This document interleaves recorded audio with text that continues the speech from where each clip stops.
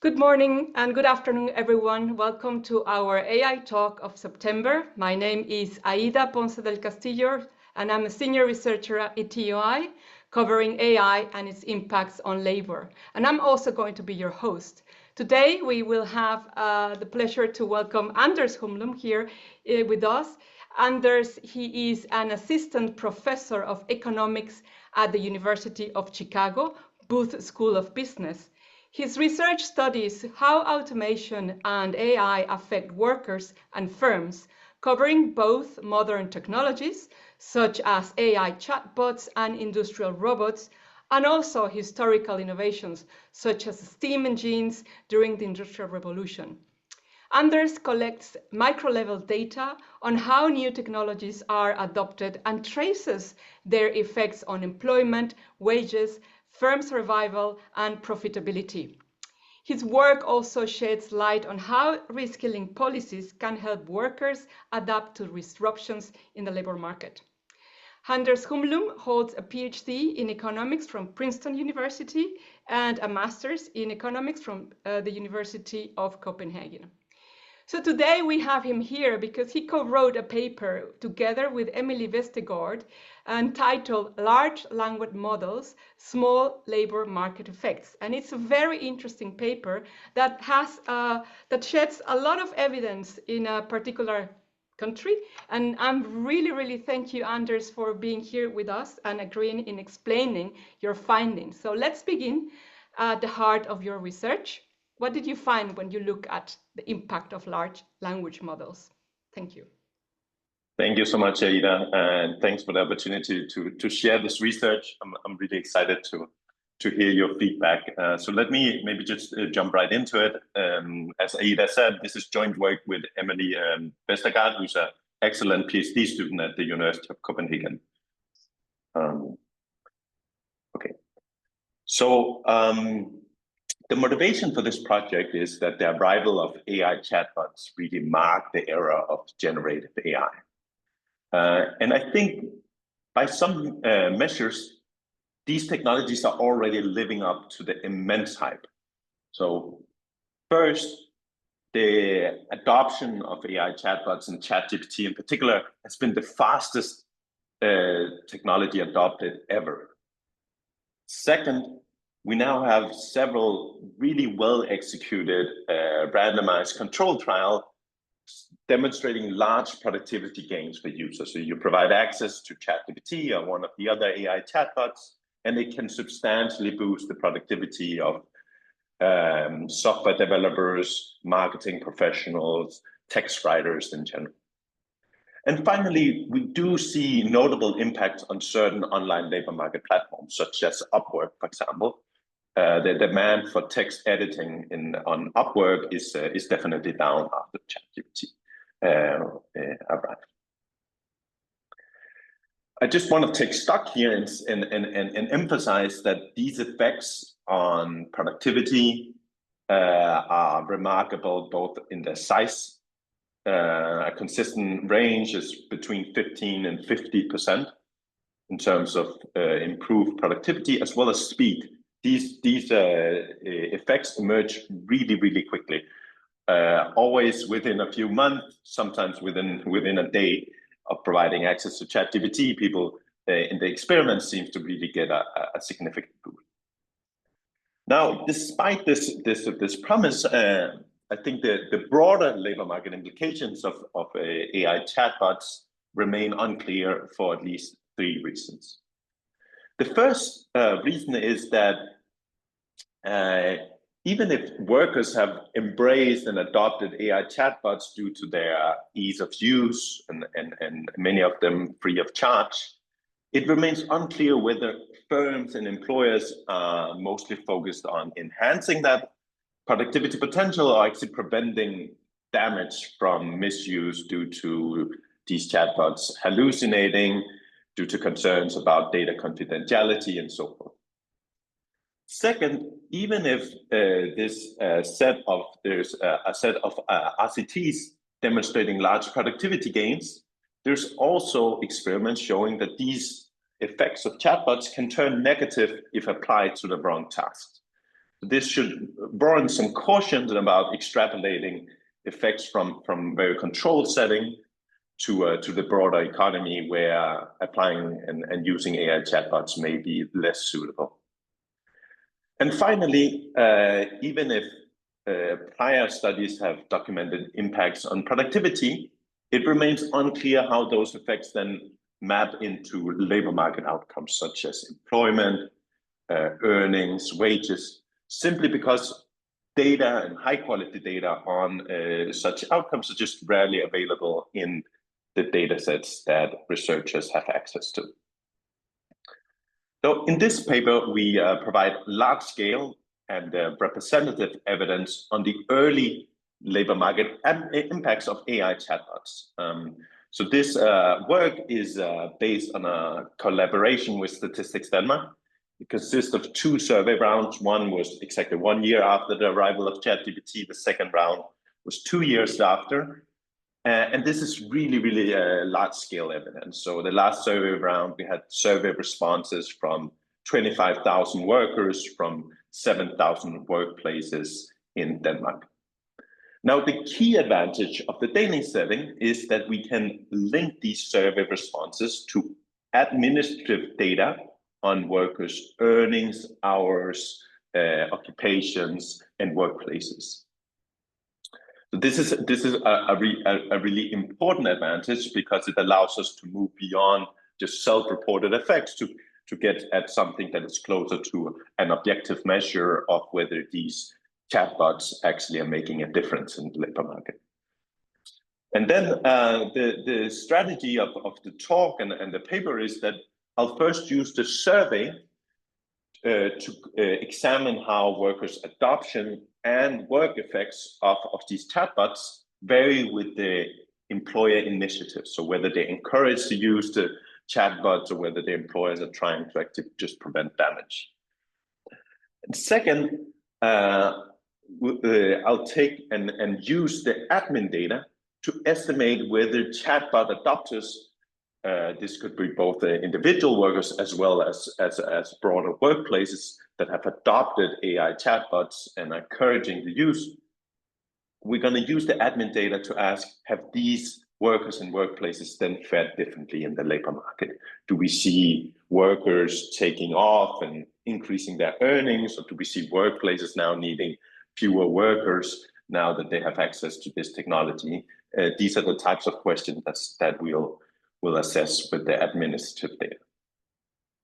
Now, before jumping into our specific evidence, I wanted to kind of situate the evidence a little bit in the broader literature and relate it to some of the studies that some of you in the audience may already be aware of. So what sets our evidence apart? So first, there's a wealth of papers based on so-called exposure studies. So what is an exposure study? It's often based on a database of tasks, and then an expert in the technology assessing whether these tasks could be done with a large language model or an AI chatbot.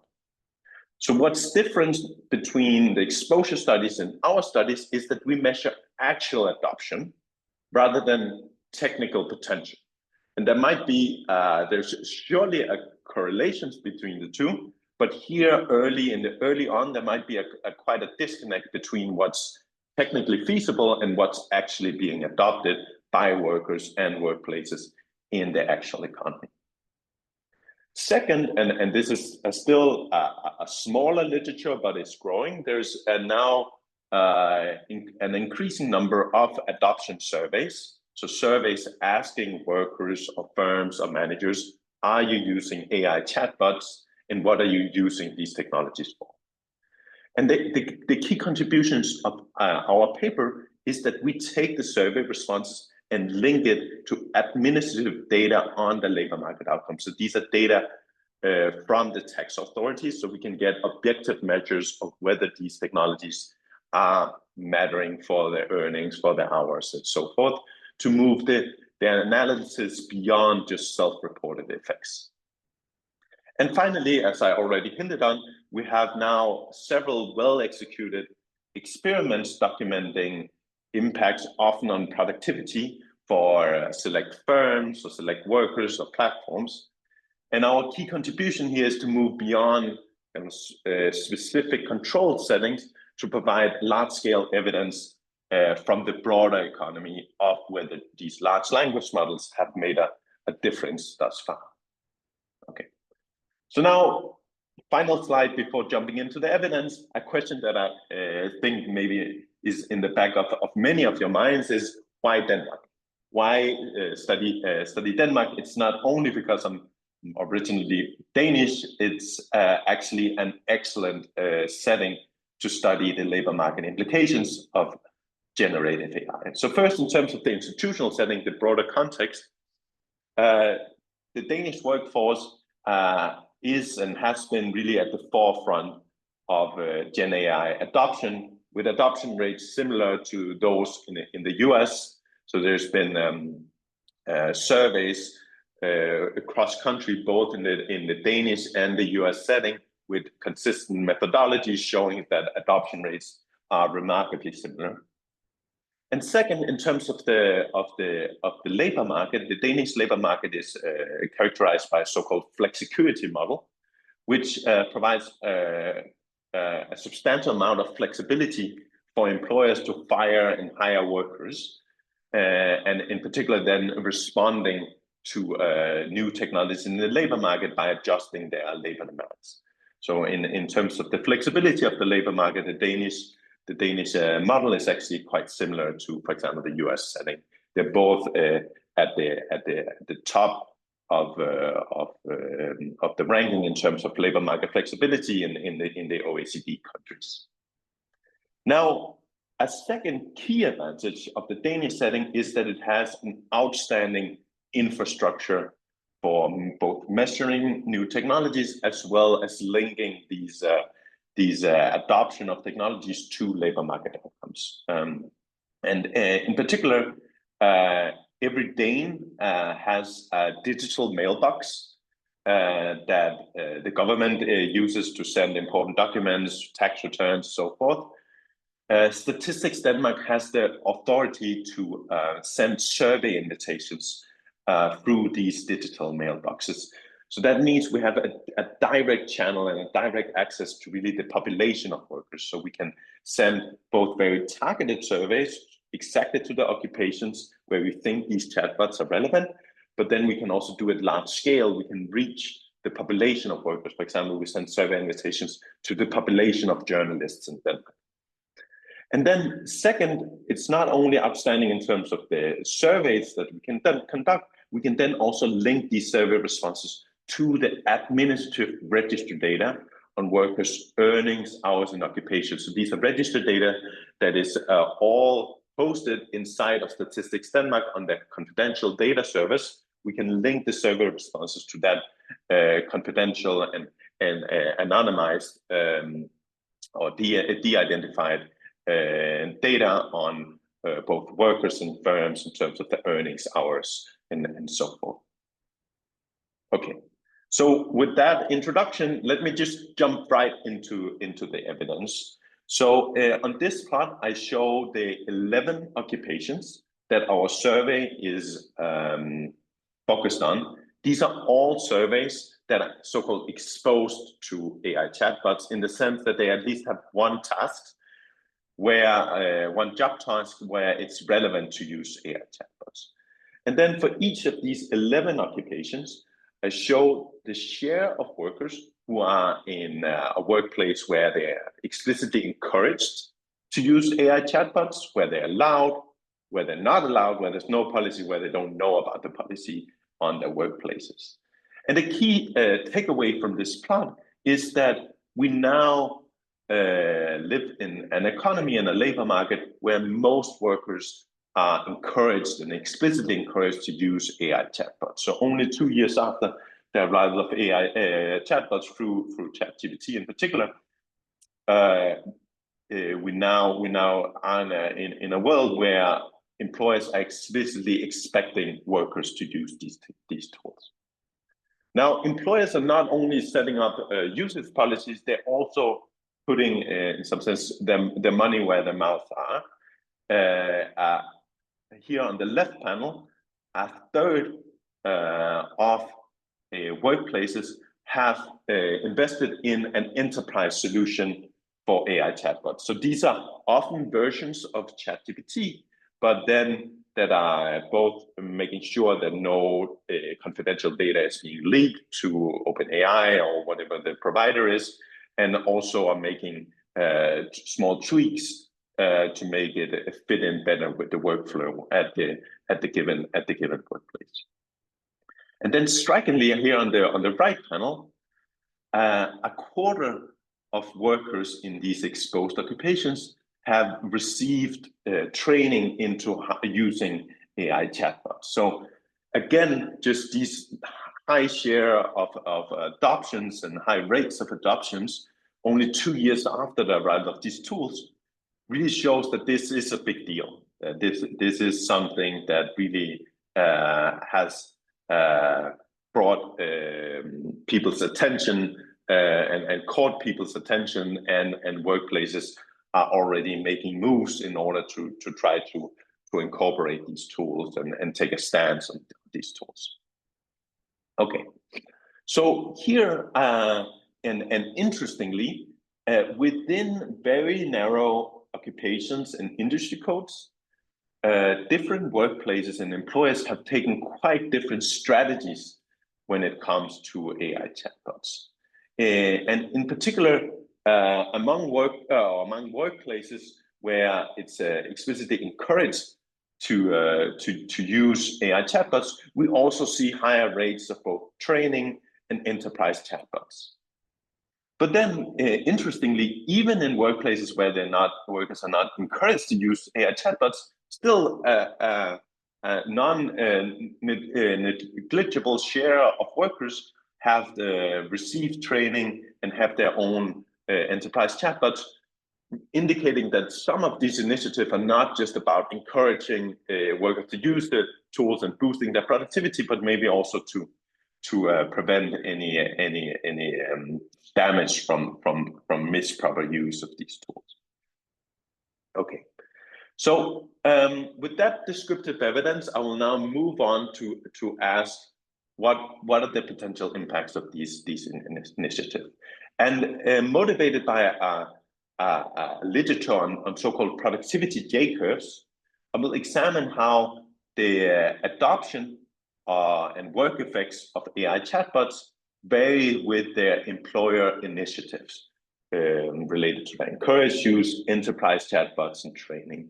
And the motivation for this specification here is that there's a large literature emphasizing that it's not just about dumping a bunch of chatbots in the labs of workers that will make it transformative. It's also about the whole workplace reorganizing the way they work in order to really harness the full potential of these tools. And this specification here will directly assess whether these both adoption and work effects of chatbots are different when workplaces are also kind of encouraging the use of the tools. Okay, so here, just jumping right into it, I show the both daily use rates and whether workers have ever used the chatbots, split by whether or according to the chatbot policy and initiatives at the specific workplaces. And I show this for typical workers, so I'm controlling for both their age, their income, their earnings, their demographics, their wealth. So what the first set of estimates show here is that even in workplaces where workers are not encouraged to use chatbots, they don't have an enterprise solution, they have not received employer-provided training, still around 40% of workers have used these chatbots at work. And around 7% of these workers are using it on a daily basis. So this really shows just the bottom-up nature of the adoption of AI chatbots, that workers have really started just using these tools, often without the explicit encouragement and sometimes even without the awareness of their managers. But then we can see that when workplaces are implementing initiative, and in particular when they're explicitly encouraging the use of AI chatbots, we see substantially higher rates of adoption. That on the extensive margin here, or the red dots, almost doubles the usage rates, and in particular, encouraging use seems particularly important for more regular use. For the daily usage rates, more than doubles when workers are explicitly encouraged to use these tools by their employers. By contrast, simply implementing an enterprise chatbot, buying an enterprise chatbot solution, or providing training without explicit encouragement to then use these tools barely makes a difference in terms of more regular use. And then we can look at the impacts of combining these initiatives. And here we find that the largest impacts in terms of use of the tools comes when the full suite of chatbots initiatives are implemented with both encouraged use, employer training, as well as enterprise chatbots. Here in the last row, we see that you can almost get all workers to just try out the chatbots, and we see that around 25 to 30% of workers also use it on a daily basis in these 11 exposed occupations. Okay, now a staggering finding that has been replicated across country context is that the adoption of AI chatbots exhibits a really substantial gender gap. So female workers are much less likely to use AI chatbots relative to similar men in their own occupations with similar age, experience, earnings. We can even look within workplaces, compare colleagues with similar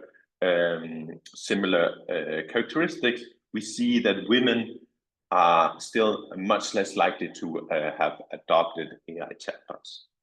So here the first dot here on the top shows that in workplaces where employers have not taken an initiative with respect to AI chatbots, women are around 12 percentage points less likely to have used AI chatbots relative to comparable men in their occupations with similar age, experience, and so forth. But then importantly, we can see that these employer initiatives, so when managers and workplaces takes a proactive stance on AI chatbots, we can see that this can really make a difference for the gender gap, where providing training in how to use it seems particularly effective. And we see that once the full suite of initiatives are implemented, we can almost entirely close the gender gap in adoption. So while this staggering gender gap did emerge early on when it was up to the individual worker to use these, whether or not to use these chatbots, we can see here that maybe in the second phase, where firms are now taking a proactive stance on how and when to use the tools, we can see that this gender gap can potentially be shrunk quite substantially. So I think this is encouraging findings.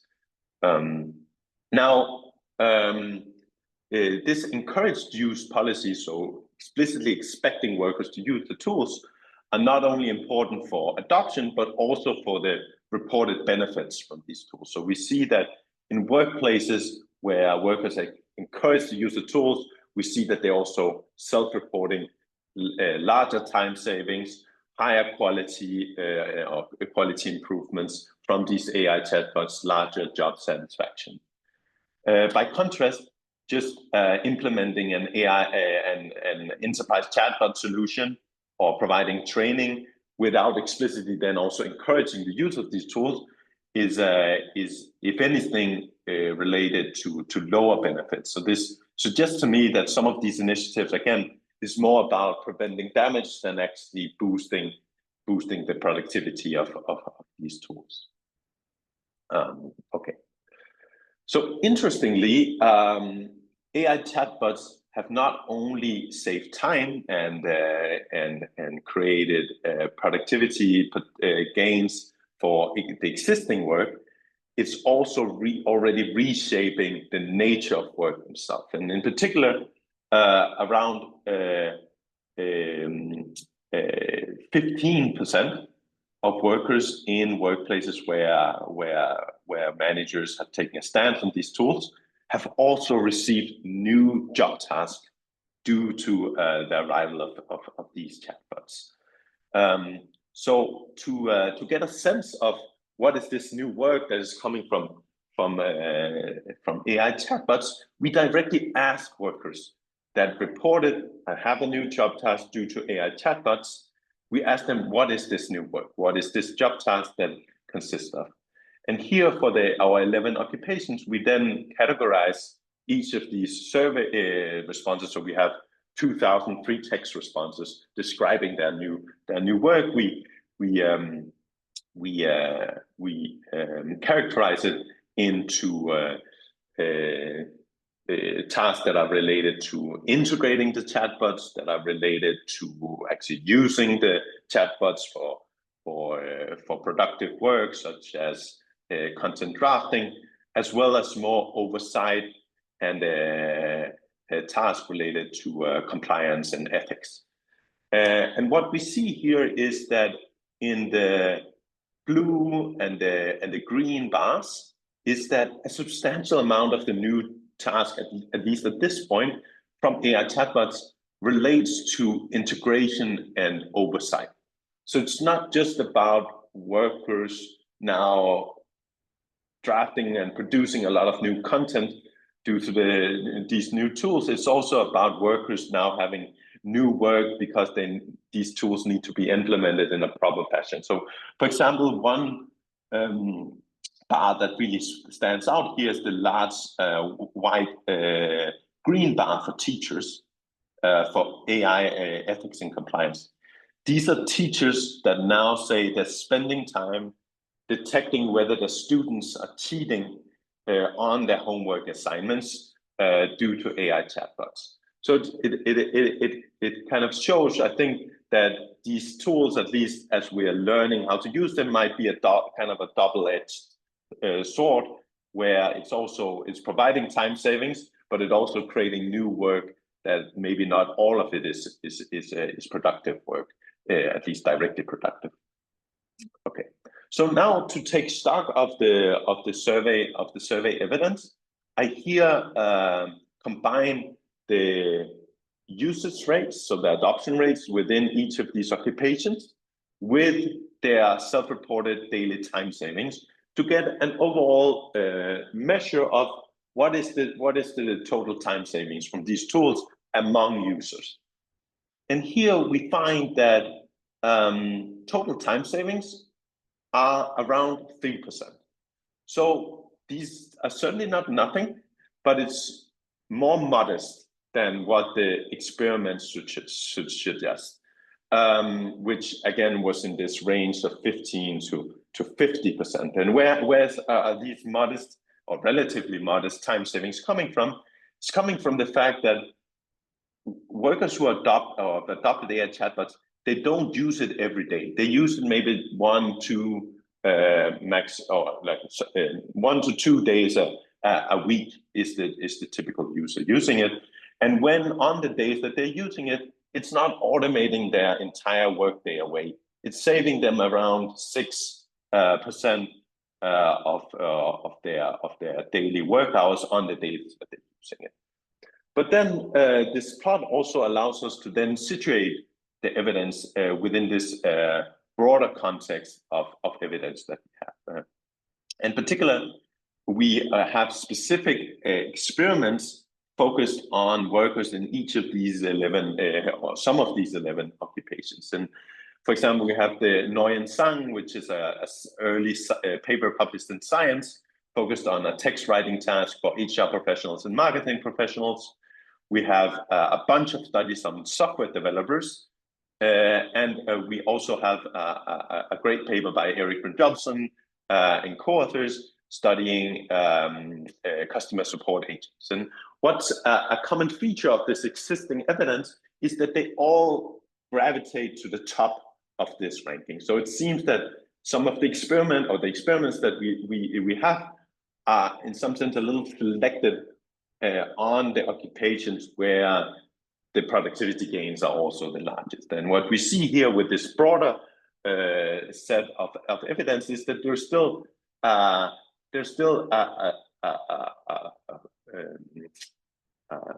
good number of important occupations that are exposed to AI chatbots, but where the productivity gains are substantially lower. And then the second key takeaway is that we can compare these self-reported time savings between workers that are encouraged versus non-encouraged, and we see that the time savings and productivity gains are even smaller in the workplace where they're not encouraged. So again, where the experiments are probably informative about the potential of these tools when workers have the best possible conditions to take advantage of the tools, we also see that there's still a substantial fraction of workers that are not have the same favorable conditions in terms of using the tools. Okay, so now shifting gears, and I'll speed up a little bit. I want to ask, now we see that chatbots are widespread. Employers' strategies differ in terms of some encouraging the use, and we see higher adoption and greater benefits. Now I will ask, what are the actual impacts on labor market outcomes?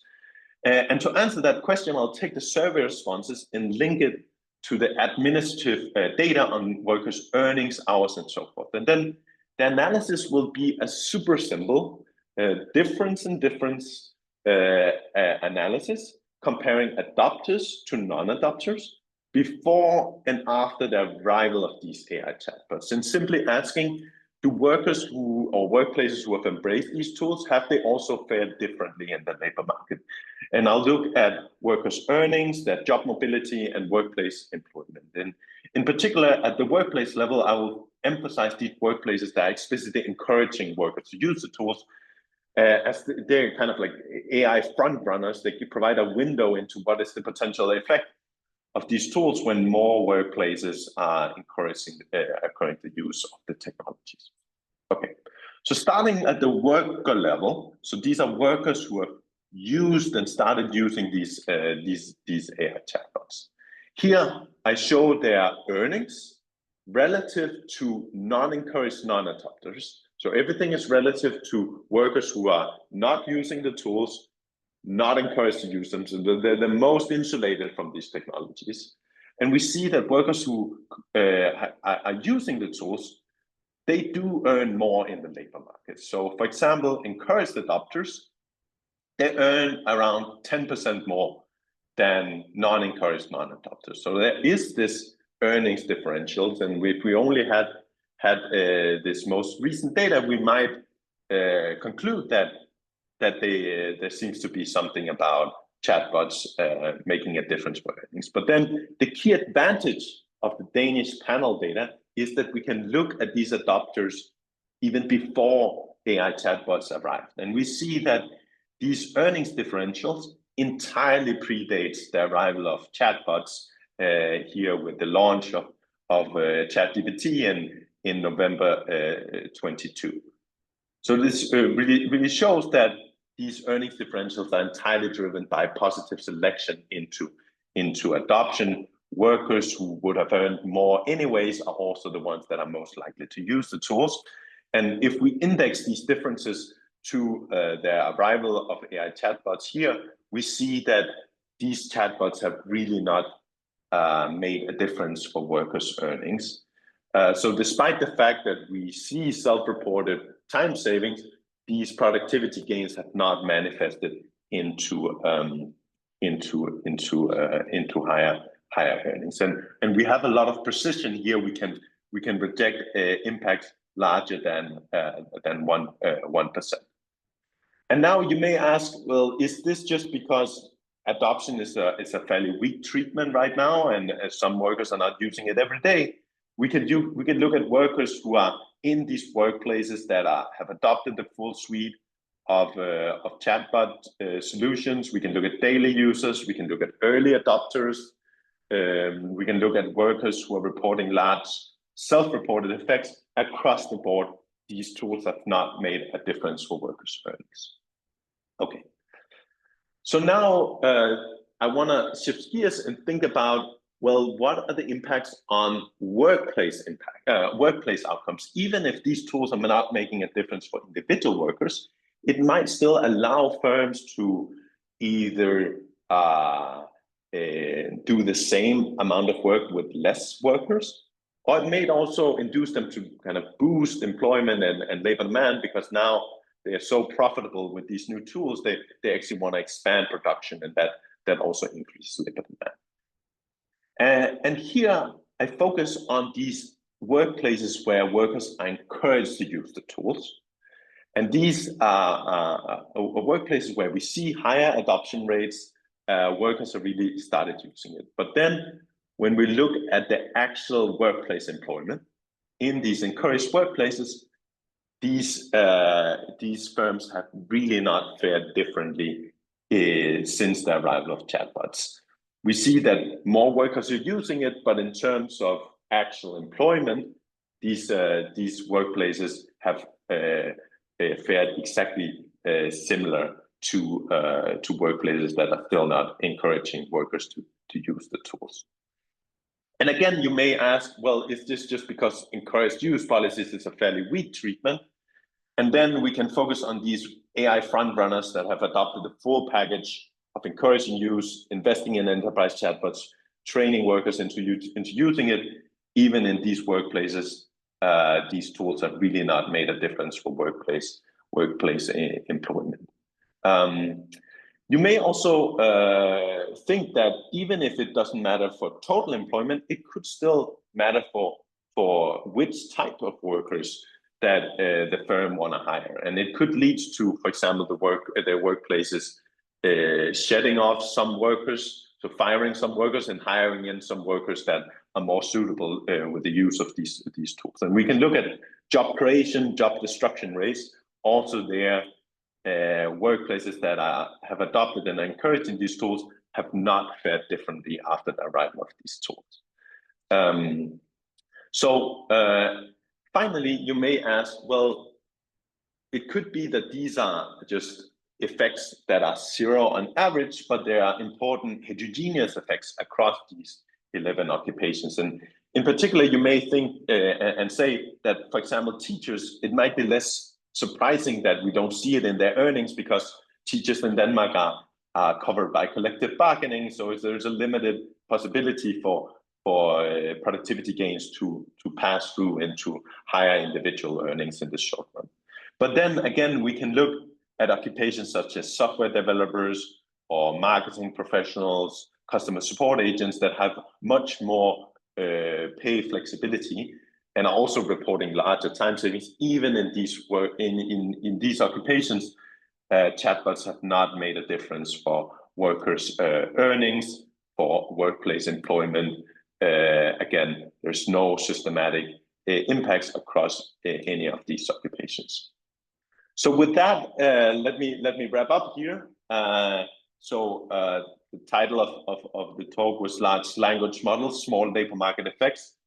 And it summarizes that despite the fact that we see this really rapid adoption of AI chatbots, thus far, it has really not made a difference for workers' earnings, total hours in the labor market. And our interpretation of this evidence is that we do see some signs of maybe a productivity J-curve, where a lot of the resources and energy is right now poured into just implementing these tools in terms of providing training, integrating the tools, and also oversight, making sure that these tools are being used in a proper manner.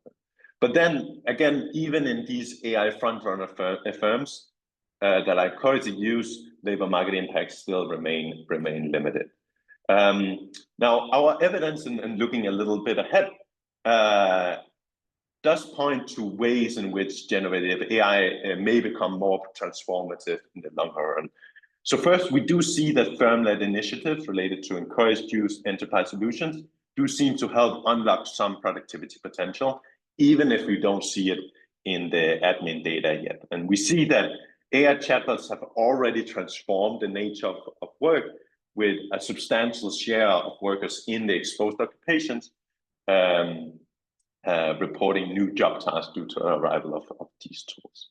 And finally, I skipped over this, but we also do find evidence that adoption is linked to occupational switching. So workers who are switching into a new occupation are more likely to use these tools, suggesting that these tools may be able to facilitate more fluidity in the labor market, and that could be transformative in itself. So with that, I'll stop here and thank you so much for listening, and I'm looking forward to your questions. Thank you, Anders, for this fantastic presentation, for showing us the difference between the front runners and adopters and those workplaces that less encourage the adoption of AI tools. We have a lot of questions. I have one very broad one just to warm up the discussion. Do you think that it is more about the managerial, strategic, organizational issues that managers and decision makers in a firm establish that bring the change, or it's about the technology? That's a great question. I think at this point, it's more about managerial responses to the technologies. My personal view is that these tools have tremendous potential, and I think they're very powerful, but firms are still waking up to this new generative AI reality, where it's not, and you can see it, it's not obvious how to respond to these new technologies. Some managers and some workplaces are still not even allowing these tools.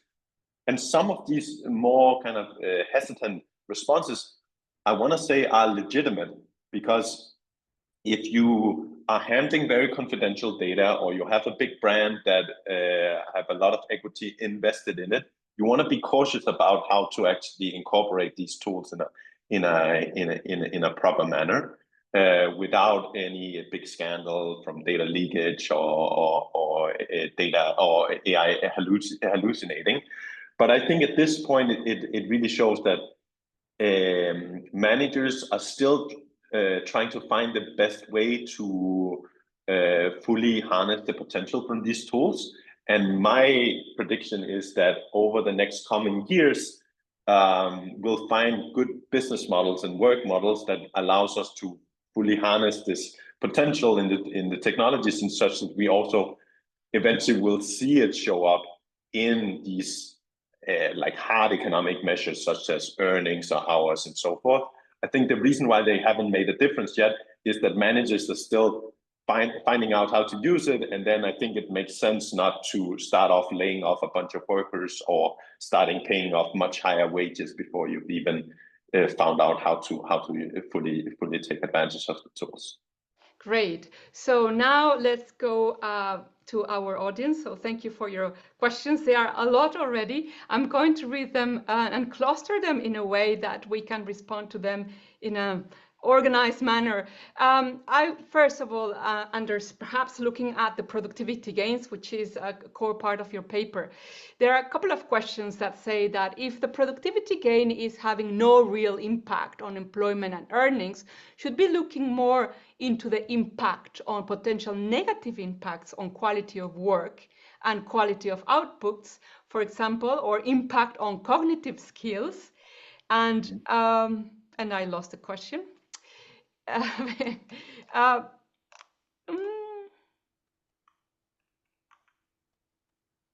Yeah, voila. Sorry, impact on cognitive skills, impact on society and the planet, climate, biodiversity crisis. That's the first part of the question. Another related question to worker productivity gain is that it's not really resulted in massive increase of earnings. So does that mean that all the added value is going into a corporate profit? Back to you. Oh, these are excellent questions. So I want to say, first of all, I totally agree with the audience that Chatbots is not just a simple productivity tool where it's just like, oh, you get these 15 to 50% productivity gains and that's it. It's actually much more complex. And there are many ways in which you can go wrong with these tools.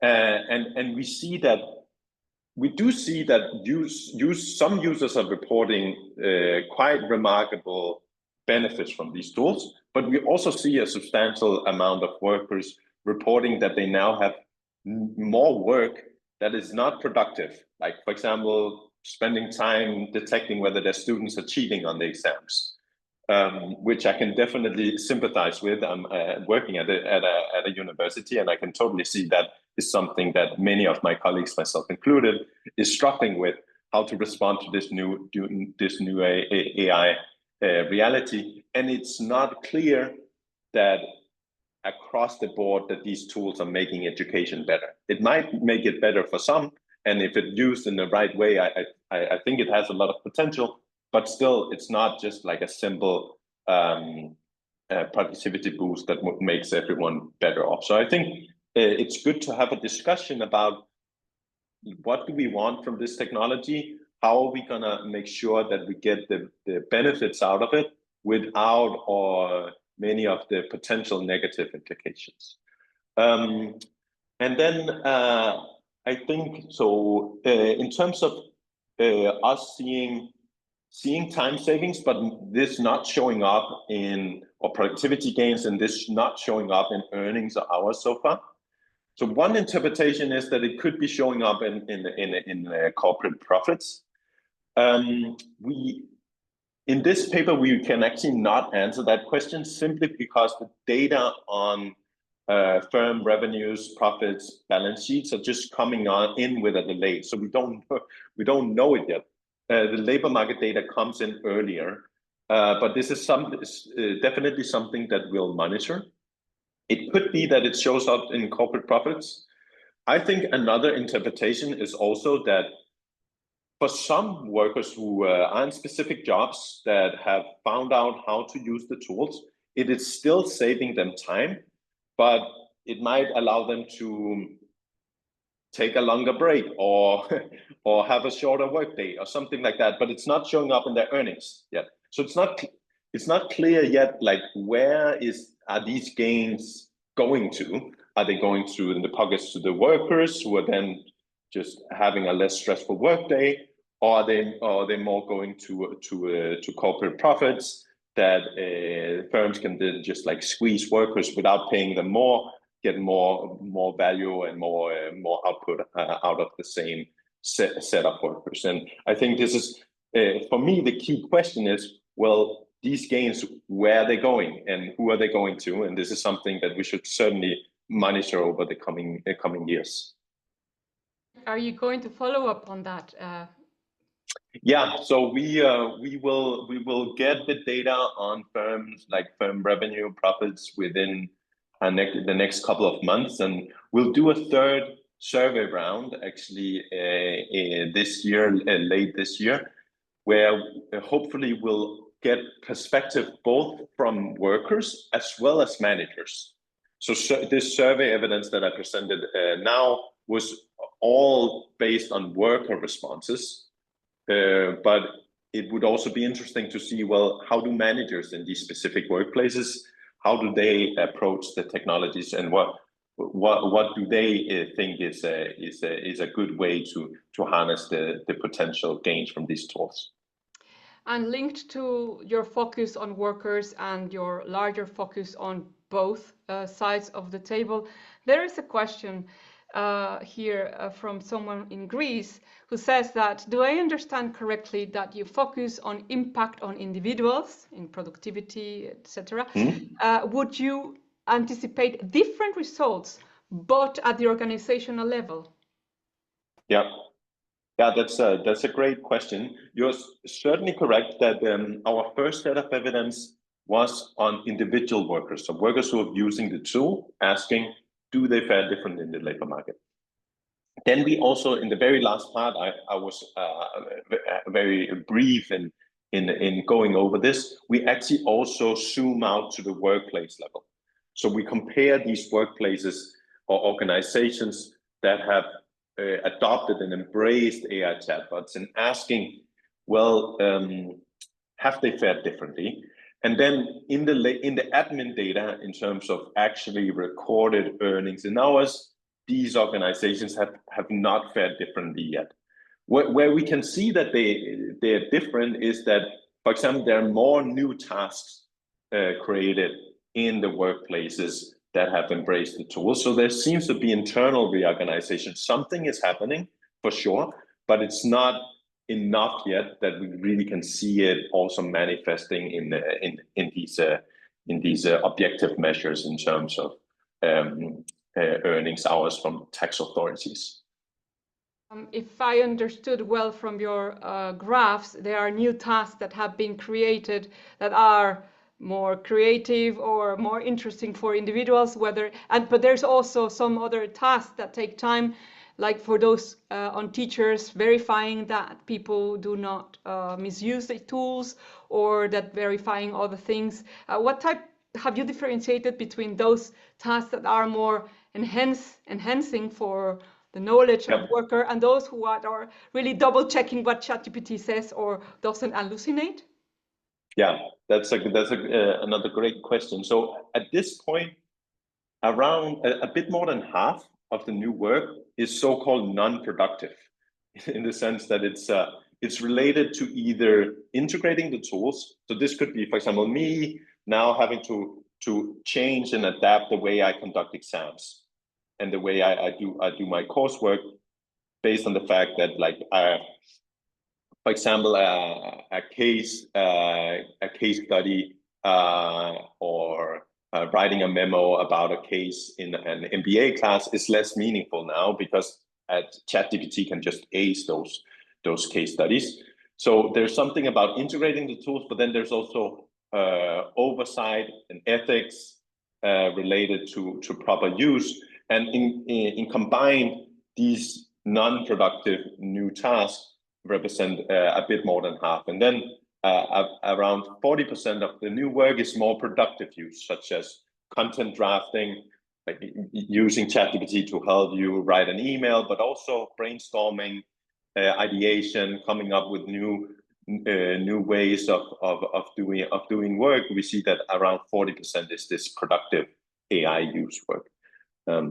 So my interpretation, or like my forecast, is that I think that the productive AI work will increase over time as we start to use and learn how to use these tools, whereas this more about integration and oversight might be related to the fact that we are still waking up to this new reality and spending resources on how to properly use these tools. All right, and related to this divide between those who can use it, less use it, or those who are encouraged or not to use it, there is a question. Do we know why there is such a divide between the drop of those ever using and those using it on a daily basis, and when all encouragement, training, enterprise tools are implemented? Yeah, that's a great question. So I think the way I interpret the question is that even in workplaces where they are explicitly encouraged to use the tools. They have an enterprise solution. They have provided training. We see that almost everyone have tried the tool, but still it's only like a quarter of the workers that are actually using it on a daily basis. And you could interpret that as a bit disappointing. Like why are 3/4 of workers who have received all this encouragement still not using the tools on a daily basis? And I think that's a really important question. One interpretation is that still these tools are not relevant in all the job tasks that workers are doing. Sure, if you're a programmer, it might be relevant for almost everything you're doing. Or if you're if you're a text editor, it might be quite relevant for everything you're doing. But think about a teacher. All the work they're doing in the classroom in terms of standing in front of students and teaching material, still the AI chatbots are not really relevant, and we shouldn't expect them to use it on the days where they're just doing teaching. So I think there's still, even though AI chatbots have been characterized as so-called general purpose technologies, which means that they are applicable and relevant for a broad set of job tasks, there's still a lot of work that even exposed workers are doing where these chatbots are still not really relevant. And I think that might show up in these daily use rates still not being close to 100%, even in these like front runner firms. Okay, and let's go to these questions about job destruction by opposition to task creation or non-productive task creation.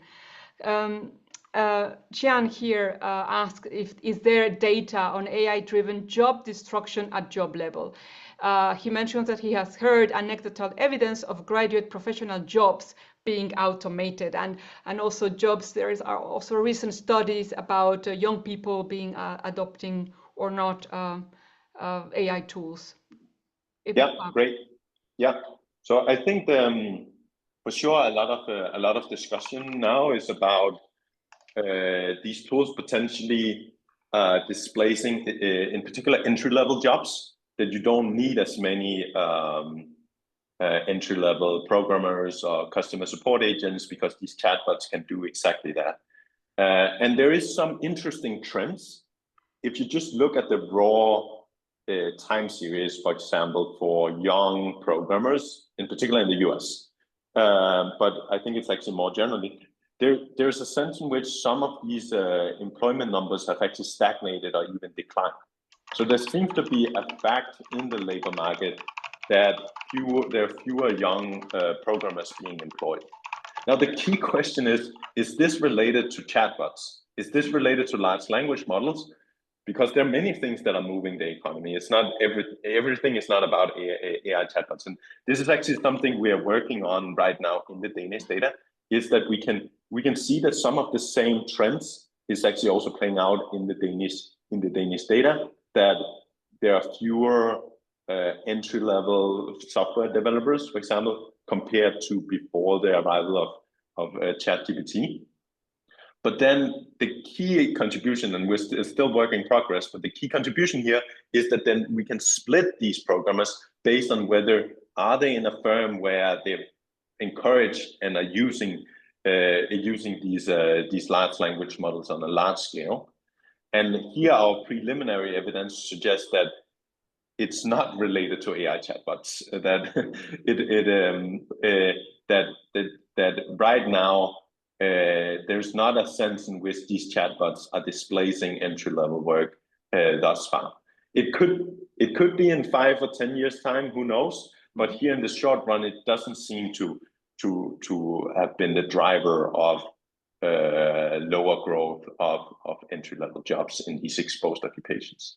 All right, and very close to changing occupations and learning new things. It's a question about skilling or de-skilling. Here there is a question: do you have any information from the survey data on whether the tools are contributing to de-skilling of the workforce? Yeah, that is interesting. In the first survey round, we asked workers whether for reasons why they would not use the tools, and one of the potential reason is that they were fearing either becoming dependent on the technology. So that could be a kind of a de-skilling, that now you almost forget how to do your work without the assistance of these chatbots, or fearing that if you don't use your skills on a daily basis, you might lose them. Actually, maybe to your surprise, there was few workers, so not very many, said that was the reason why they're not using the tools. At that point, it was more related to the fact that many workers were not allowed to use the tools, and many workers, especially women, said that they would like some training in when to use it and when not to use it before using the tools at work. But I think it's a very interesting question, and certainly something that we should study more. Like, what does it mean for human capital development that we now have access to these tools? And I think it could go both ways. It could both be a tremendous stepping stone for people into new work. That, for example, for me, I use it a lot for programming. For computer programming, it allows me to write computer programs that I otherwise would not be able to. And in that sense, it's a little bit of an upskilling technology. It really powers my abilities in computer programming. But you may also fear that for someone whose core work is in programming, it actually might be a de-skilling technology, that some of their core competences now, they don't need to use it on a daily basis. Thank you, Anders. And just to link that to another question, the question about kind of a gender or age disparities and inequalities. We saw that for female adopters, the difference are really huge, except if some conditions are met. Have you looked also at the effects on other employees? Like, how can firms manage the use and adoption of technology-related knowledge, or obtaining the skills to adopt these new technologies by senior or older workers? Yeah. So, excellent question.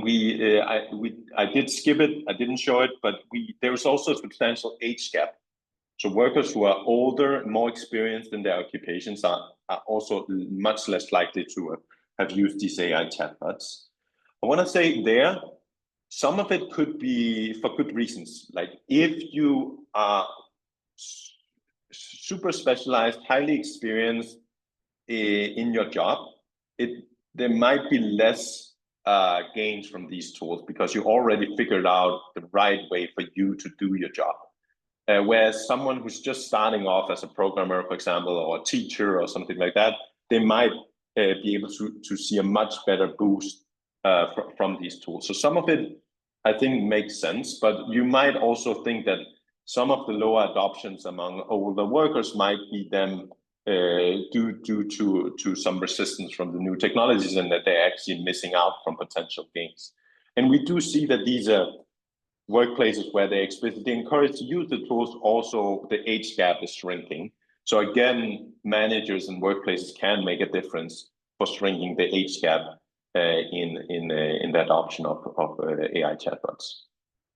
All right, so we are really close to the end of our webinar, but I would like to ask you a technical question that Thomas here is writing.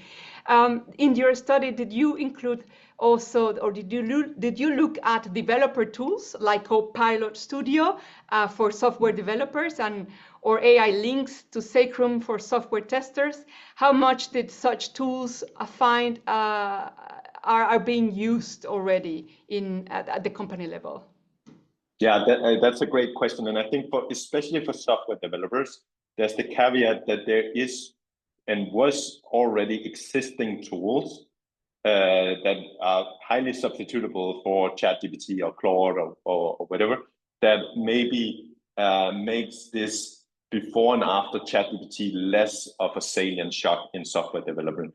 We focus on AI chatbots because it's kind of a general purpose tool that spans across these 11 occupations, not only programmers, but also teachers and HR professionals, paralegals, and so forth. We didn't specifically ask about programming specific tools such as GitHub Copilot or other tools, but I think they're certainly relevant if you want to really take a deep dive into software developers. So that's a good thing to keep in mind, that within the specific occupations, in particular programmers, there are alternative tools that you might want to consider when thinking about the impacts of AI chatbots in particular. So Anders, if I understand correctly, your study will continue, and you will still focus in the labor market in Denmark. Are you planning to extend your research into other countries? For example, there was a question about Germany or perhaps Belgium. What are your plans about that?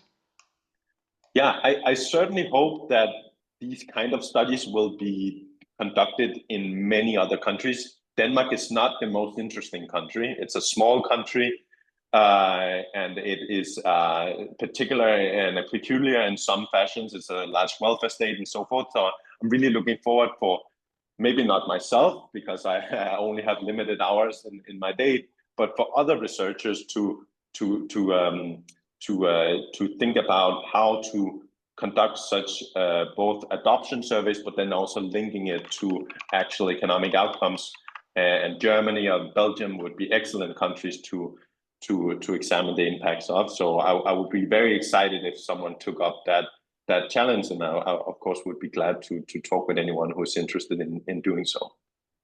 Well, thank you very much for that. And I remind that your study is very different from the ones that have been done in the past. You have brought very concrete use of ChatGPT data, and you have cross-linked your data with other interesting data sources in the public administration, tax administration, so that it makes it very interesting study. We're looking forward to your next research. You're part of our network, and that brings us to the end of today's episode. So a hearty thanks to our guest, Anders Humlum, connecting from Chicago. So thank you so much for that. Early wake up. And thank you for being with us. And to you, our audience, thank you for your participation and your super questions. The link to the recording will be in our website, as well as Anders' slides. Of course, the study is also there and published. We hope that you have found today's episode very interesting. Thank you for tuning into our AI Talks at ETUI. See you next time. Goodbye.